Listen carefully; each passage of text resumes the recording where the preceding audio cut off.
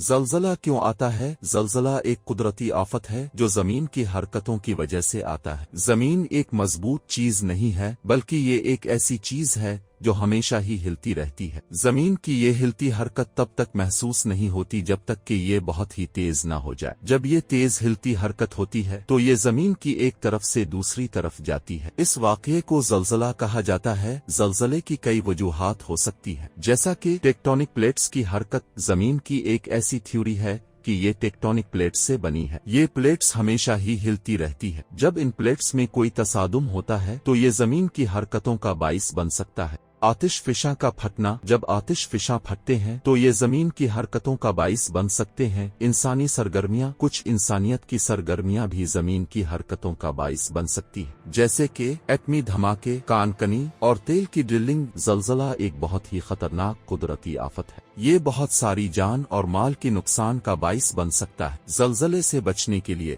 لوگوں کو یہ ضروری ہے کہ وہ زلزلے کی تیاری کریں۔ زلزلے کی تیاری کرنے کے لیے لوگوں کو یہ جانکاری ہونا چاہیے کہ زلزلے کا پتہ کیسے لگایا جائے اور زلزلے کے دوران کیا کرنا چاہیے۔ اگر آپ باہر ہیں تو کسی مضبوط عمارت کے اندر جائیں یا کسی کھلے میدان میں جائیں جہاں کوئی بلند عمارت یا کھڑا درخت نہ ہو۔ اگر آپ گاڑی میں ہیں تو فوراً گاڑی روک دیں اور کسی مضبوط عمارت کے قریب جائیں۔